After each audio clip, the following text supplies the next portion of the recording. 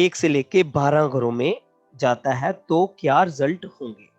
Mean क्या-क्या हमें result देखने को मिल सकते हैं। दूसरा घर है वीनस टॉरस, दूसरा घर है कुटुंब का।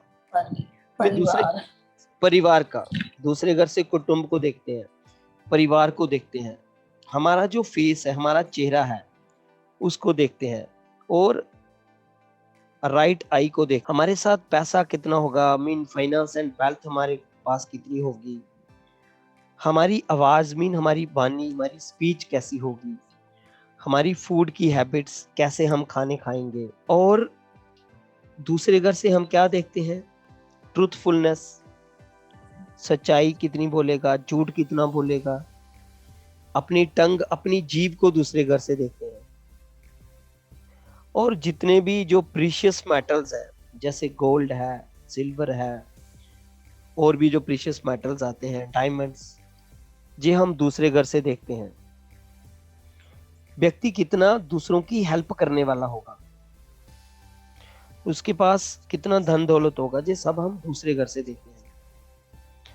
इसलिए जब भी हम दूसरे घर का अध्ययन करते हैं ना, तो हमको किन किन बातों का सबसे पहले ध्यान रखना चाहिए। देखिए, रूल वही सेम रहेगा।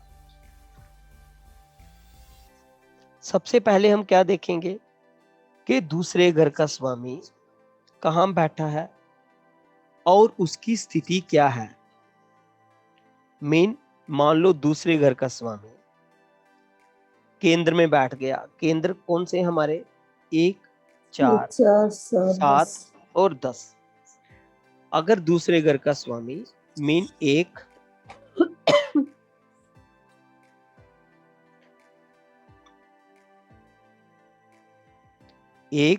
4, 7, 10 में बैठ गया, जहां 5, 9 में बैठ गया, तो मीन अच्छा है। और उसकी हम क्या स्थिति को चेक करेंगे, दूसरे घर का स्वामी अगर यहां पे बैठ जाएगा तो इट मीन वो अच्छा समझा जाएगा केंद्र में बैठने से। और अगर कहीं स्क्रीन शेयर नहीं हो रहा है। हाँ, तो स्क्रीन पे कुछ नहीं लिखा है। अब वो किस किस ग्रह के साथ युक्ति बना रहा है, मीन किस ग्रह के साथ बैठा है, बेनिफिक के साथ बैठा है कि मैलिफिक के साथ बैठा है, हम वो देखेंगे। उसके बाद उसके ऊपर किन ग्रहों की दृष्टियां आ रही हैं, क्या बेनिफिक्स की दृष्टि आ रही है या मैलिफिक की दृष्टि आ रही है, हम वो देखेंगे। अब दूसरा घर, एक तो दूसरे घर का स्वामी देखा, अब देखेंगे दूसरा घर। दूसरे घर में कौन कौन से प्लैनेट बैठे हैं, मीन दूसरे घर में कौन कौन से ग्रह बैठे हैं और उनके ऊपर किन ग्रहों की दृष्टि आ रही है। क्या दूसरे घर का स्वामी खुद दूसरे घर पे दृष्टि डाल रहा है, तो ये सब चीजें बताएंगी उस घर के स्ट्रेंथ को।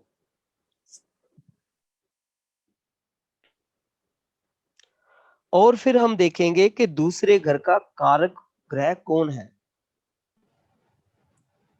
अब दूसरे ग्रह का कारक ग्रह किसको माना जाता है, अभी हमने पढ़ा। फिर इसकी स्क्रीन शेयरिंग चला है, स्क्रीन पे कुछ नहीं है जी। अब दूसरे घर का कारक ग्रह माना जाता है युपिटर को। तो हम युपिटर की भी स्थिति देखेंगे कुंडली में कैसी है, वो किन घरों का स्वामी है और कहाँ बैठा है, क्या वो अफ्लिक्शन में तो नहीं है, तो दूसरे घर के कारक को भी देखेंगे। इसी प्रकार, और फिर नेक्स्ट नंबर पे, क्या कोई जोगा फॉर्म कर रहा है वो प्लेनेट किस प्लेनेट के साथ, मीन कोई जो वेल्थ के जो जोगास है, क्या वो फॉर्म तो नहीं कर रहा। अगर फॉर्म कर रहा है तो फिर मीन धन अच्छा आएगा, क्योंकि दूसरे घर से हम मोस्ट प्रोमिनेंटली धन को देखते हैं।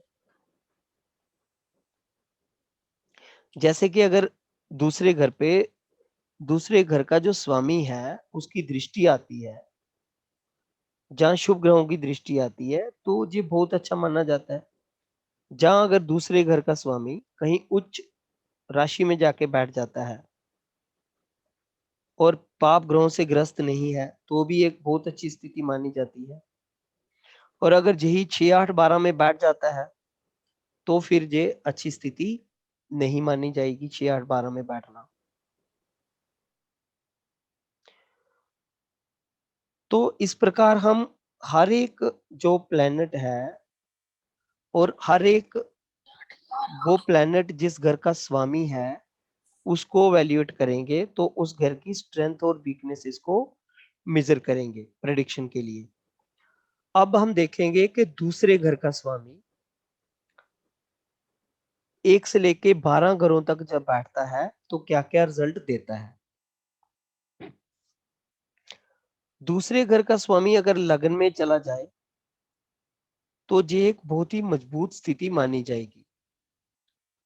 और अगर ये शुभ ग्रहों के साथ है तो व्यक्ति अपनी मेहनत से बहुत साधन जुटाएगा अपने लिए, पैसा अच्छा होगा। और अगर कमजोर है, जहां पापी ग्रहों से गिरा हुआ है, तो फिर एक्सपेंडिचर उसके अनएक्सपेक्टेड होंगे, मीन एक्सपेंडिचर उसके बढ़ जाएंगे। और अगर दूसरे घर का स्वामी दूसरे घर में है, मीन खुद अपने ही घर में वो बैठ गया, तो फिर हम एक अच्छी स्थिति मानेंगे उसके लिए। क्योंकि जब कोई भी ग्रह अपने ही घर में बैठ जाता है तो उसके लिए एक अच्छी स्थिति मानी जाती है। वो ना तो पापी ग्रह के साथ बैठा होना चाहिए, ना पापी ग्रहों से दृष्ट होना चाहिए। अब अगर दूसरे घर का स्वामी तीसरे घर में बैठ चला जाए तो व्यक्ति को भाइयों से काफी मदद मिलती है, क्योंकि थर्ड हाउस आपके सिबलिंग्स का है, तो भाइयों से काफी पैसा मिलता है, फायदा मिलता है। और अगर पापी ग्रहों से युक्त है तो ये स्थिति जहां भी फिर अपोजिट समझे। बट यहाँ पे व्यक्ति थोड़ा सा प्राउडी हो सकता है, मीन प्राउड में आ सकता है। और दूसरे घर का स्वामी अगर सूर्य है तो फिर व्यक्ति की भाइयों के साथ नहीं मिलेंगी बिल्कुल। अगर मीन दूसरे घर का स्वामी सूर्य है, अगर दूसरे घर में मान लो 5वीं राशि आती है जिसका स्वामी सूर्य है और वो तीसरे घर में चला जाता है, तो ऐसे व्यक्ति की भाइयों से नहीं बनती। और अगर दूसरे घर का स्वामी मंगल है और वो तीसरे घर में चला जाता है तो मॉरल कैरेक्टर क्वेश्चन में आ सकता है। और अगर दूसरे घर का स्वामी शनि है और वो तीसरे घर में चला जाता है, ये किस केस में होगा? अगर आपका 9 नंबर का लग्न है तो 10 नंबर दूसरे घर में आएगा। और अगर 10 नंबर का लग्न है तो 11 नंबर दूसरे घर में आएगा, तो बनेगा स्वामी शनि। और अगर वो तीसरे घर में चला जाता है तो भाई नहीं होंगे, जहां बहुत ही कम होंगे। अगर दूसरे घर का स्वामी चौथे घर में चला जाता है तो ये प्रॉपर्टी के लिए बहुत अच्छा योग है, प्रॉपर्टी के लिए अच्छी स्थिति मानी जाएगी।